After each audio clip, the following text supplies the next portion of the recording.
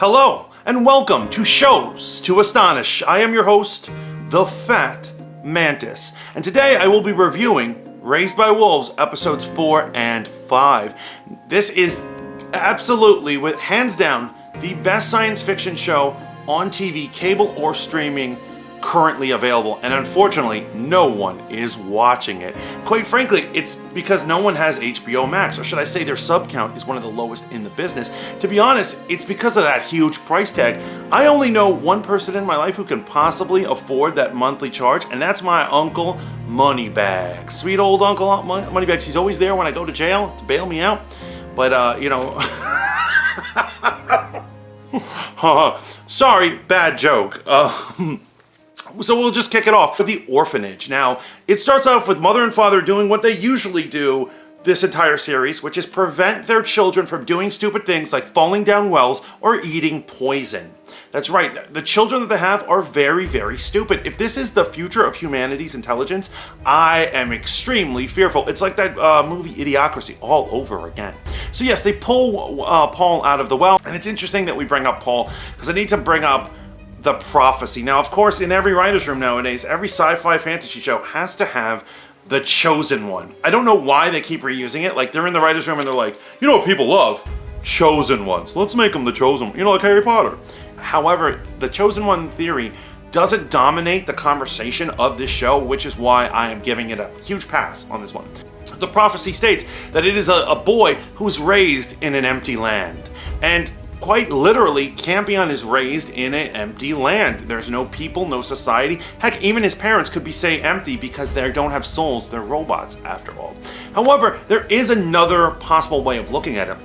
That Paul is the chosen one. After all, his original parents, before they were being hijacked and replaced, were completely cold and callous, and at times went long periods of times without saying a word to him because of something they interpreted in the religious text. So his life was figuratively empty, emotionally empty, and he too could be the chosen one. So there's a competing chosen ones. Shifting gears, I want to get into what the best parts of the orphanage scenes are all about, and it is always the metaphor for marriage. Now, the mother and father are clearly its analogy for modern day marriages. In every episode, they add a new layer to what that means. And I'll give you an example. The mother is the great necromancer. She is great and is useful in so many ways. She flies, she destroys enemies, she puts children to sleep when they're fussy. She's the super mom, and of course she's a jerk. And father is just like a dude who does stuff. You know what I'm saying? He does manual labor or whatever.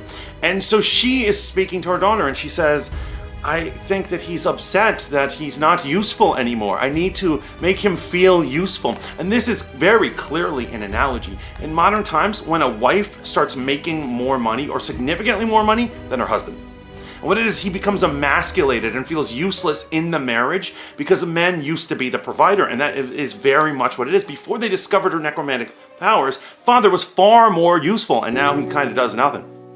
Poor guy. And then in episode 5, we have, this lovely, amazing parts where we get the flashbacks of Mother and her creator, the original Campion Sturgis, the atheist rebel who prepared them for this thing. And as the flashbacks go on, she falls in love with him, and she believes that he is in love with her. So that's her first experience of love. And after she sees this, she's emotionally moved in a way we've never seen her moved before. And when she gets back into the real world, she's smiling, she's whistling, she's having a good time. A change that is noticeable even by father. Now, what is this an analogy for in modern marriages? Well, I'll tell you, you see it all the time in suburban housewives. They, after X amount of years of marriage, they feel neglected, no longer loved, no longer cherished, or the respect they have is not visible. And so they meet possibly a younger man or a better looking man than their husbands, either at work or at church or something like that. You know, maybe in some sort of club, maybe it's another father who goes to pick up his kids, and they start to talk. And maybe he's flirtatious, maybe he's not. Maybe he just listens to her. But at that point, she's having an emotional affair. And it starts to make her glow. She goes home, she still, doesn't leave her family, they don't cross that line, but she's smirking and she's happy because another man feels something for her. And this is what it is. It's a metaphor for an emotional affair a woman might be having, and I think it's done excellently. Oh man, so well. Moving on to our next faction, the myth Rayx. Now, the beef between Marcus and the cleric Ambrose finally comes to an end as Ambrose fails at the most pathetic assassination attempt I have ever seen in my entire life. It was pathetic. But Marcus finally able to, finally take on the true role of the imposter and bring his con skills up, is able to not only dispatch Ambrose, but in a way that all the other Mithraics believe it. They even believe it's a sign from God. Now, in this episode, they find a structure that seems to be generating heat. And they're all like, oh, what is it? It's a sign from God. What's going on? And it's so strange that a spacefaring race doesn't think immediately that that's radiation. I'm an earthbound guy. I'm going to be real with you. I talk a big game, but I ain't never been to another planet. Why is it that these people do not immediately say, radiation, let's get away from it? Now, I understand at night when it gets cold and it's freezing, they have to stay by it to stay warm. And it's true, you could be like, I could freeze to death now, or I could take my chances with radiation. Hopefully it's a radiation that won't kill me. But I just think it's weird. Now, I have a theory has been suggested to me from my very awesome sister. My sister suggested that it seems like there's a caste system going on, so that only people high in the caste are knowledgeable about science. Because there seems to be general ignorance going around all these people, and it makes sense. Like, for instance, in the warrior caste, they don't need to know what radiation is. They need to know how to use an assault rifle. They don't need to know about all this science stuff. So it's very possible that that's what's going on. So kudos to my sis. Now, they acquire a couple of weird things in this episode, including a prisoner named Otho, which we all know he's the assaulter, the one who assaulted young ladies in their sleep on the Ark, and probably the father of Tempest's child. And he's a prisoner there, and they decide to spare him because of whatever Marcus is up to. And, very predictable, like a movie. We all know this is gonna not work out well. He's gonna find a way to escape and make their lives very difficult, but we'll see where that's headed. But another thing that they get is called a master cell propulsion system. This was actually seen in the flashback with Mother, that mirror-looking device was the thing that sent enough energy to him to overload her system. So it's actually the one weapon that they have in their arsenal that can take down a necromancer, at least only temporarily, but it'll work to win a battle. And now they have it, and it's very important because at the end of episodes 4 and 5, they're about to clash with the orphanage and steal the children back. So this is going to be pretty interesting. So I have a prediction for my buddy Marcus, man, our Vikings dude. I actually believe that he is both tripping his space madness, but also all this privilege he's getting from being considered holy and hearing the voice of God is making him love spirituality. I think he's going to embrace spirituality, religion, and God full-heartedly, while Sue, his wife, hates it. She can't wait to drop the disguise, to leave everyone and to escape. So I think it's, once again, they're bringing in this theme of how hard marriage is. Another common theme within this show is how marriage is very hard, but when you have children, your children is what brings you together. Finally, our third and final faction is the aliens. So the alien faction, which we're not even sure if it is an alien, first thing I want to address is those alien monsters that seem to attack them are definitely intelligent. There's a part where they're about to slaughter the creature, and he's like, I am very happy you are intelligent. It would make it much harder if you were intelligent to be able to eat you.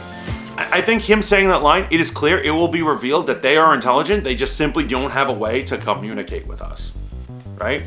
Next, we also have the host. I am assuming that the host has found a way to work with the aliens. And the host looks like a humanoid, he has a mask on, he's the one who's been hoarding technology.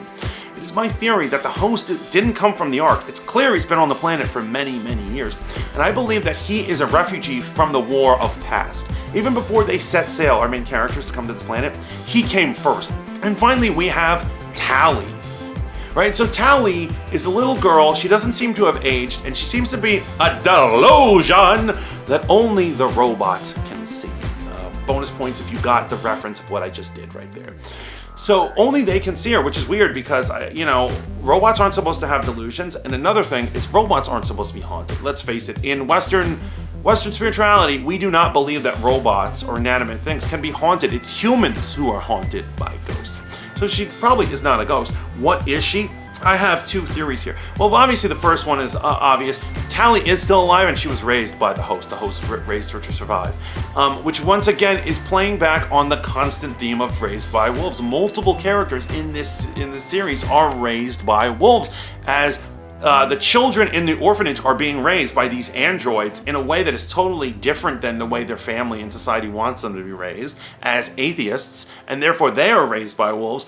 However, Marcus in the atheist army, he was raised by wolves because they treated him like a child soldier and sent him out young to go kill and act like a savage. And in this girl is being raised by one of the savages of this planet. So it's all going, the theme is going full circle. Loving it. Loving it.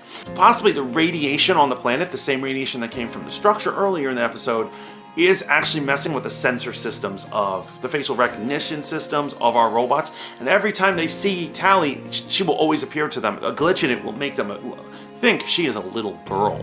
But there's so much to unravel. We don't even fully understand the alien faction. What did you think of this episode?